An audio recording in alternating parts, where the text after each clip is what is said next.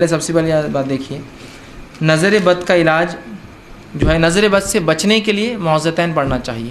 نبی اکرم صلی اللہ علیہ وسلم حضرت حسن حسین رضی اللہ عنہما کو مختلف دعائیں پڑھ کر حفاظت میں لیتے اللہ کی نظر بد سے، لیکن وہ فرماتے ہیں راوی حدیث جو ہے صحابہ کہ جب معوذتین اتری سورہ فلق سورہ ناس تو آپ نے تمام دعاؤں کو چھوڑ کر ان سے دم کرنا شروع کر دیا۔ ٹھیک ہے، تو نظر بد سے بچنے کا طریقہ سورہ فلق اور سورہ ناس۔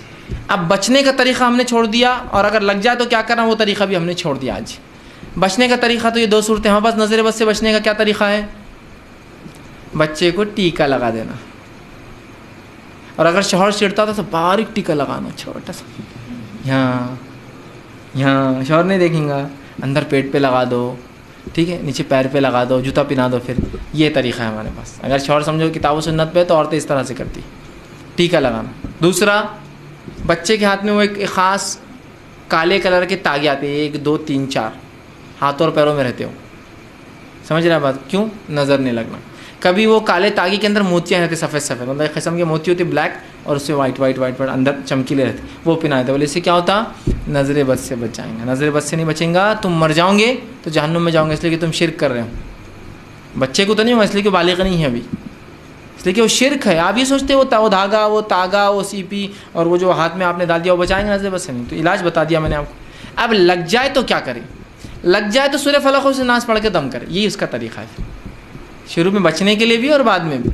یا دوسرا طریقہ یہ ہے نظر بد سے بچنے کا، کس کی نظر لگی اگر پتہ ہو، ٹھیک ہے، کس کی نظر لگی ہو اور پتہ ہو کہ اس کی نظر لگی، جیسے کوئی آیا، نبی اکرم صلی اللہ علیہ وسلم زمانے ایک واقعہ ہوا، ایک صحابی نہا رہے تھے، دوسرے صحابی ملنے آئے۔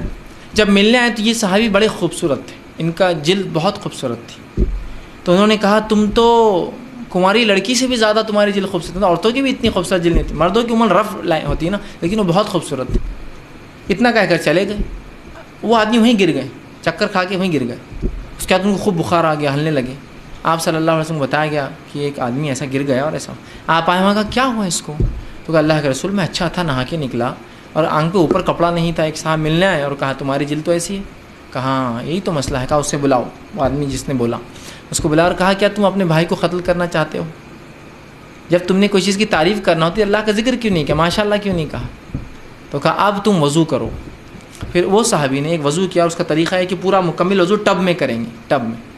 وہ وضو پورا ٹب میں کیا، ٹب میں وضو کرنے کے بعد اس وضو کے پانی کو جس کو نظر لگی اس کے سر پہ ڈالیں گے آپ، جو پیچھے سے بہہ سکتا ہے آگے سے بہہ سکتا ہے، یہ اس کا علاج ہے۔ ایک کس کی لگی معلوم ہوتا، اور فقہا اس معاملے میں لکھتے ہیں جس کی نظر لگی اگر وہ آدمی بالکل واضح ہو کہ اس کے بولنے کے بعد یہ ہوا تو اس کو وضو کر کے دینا ہی چاہیے، اس پہ واجب ہے کہ وضو کرے۔ یہ نہیں بول سکتا کہ نہیں میرے نہیں لگی میں وضو نہیں کرتا، کرنا اس لیے کہ واجب ہے اپنے بھائی کی، تو بھائی کو تکلیف پہنچی اس کے بولنے سے، تو لہٰذا اس کے علاج کا طریقہ وضو ہے۔ تو وضو اگر کوئی آپ کو وضو، اور بلکہ فقہا یہ بھی ایک بات مانتے ہیں کہ اگر کوئی شخص آپ کو وضو کے لیے بلائے تو آپ وضو کر دیں اس کے لیے۔ آپ تو نہیں مان رہے میری نظر لگی، لیکن ان کو لگتا ہے آپ کی، تو وضو کر دیجیے تاکہ ان کا کم از کم ذہن سے نکل جائے گا کیا اس میں غلط ہے، اور وضو کا پانی اس کے سر پر ڈالا جائے گا، یہ علاج ہے۔ اب پتہ نہیں کس کی لگی، ٹھیک ہے، تو پھر سورہ فلق اور سورہ ناس اس پر پڑھ کر یاد رکھیے، دم کیجیے بعد میں بھی۔ اور دم سمجھتے ہیں نا آپ، دم مطلب پڑھ کر ایسا پھونکنا کہ اس میں تھوک اڑتا، یہ دم ہے۔ آپ ایسا کر کے ملنا، دم کرنا، اس کو پھر ملنا، جہاں ایسا آنکھ پر ایسا بخار آ گیا کچھ ہوگا، دم کر کے ملنا چاہیے طریقہ۔ اب انہوں نے آگے پوچھا کہ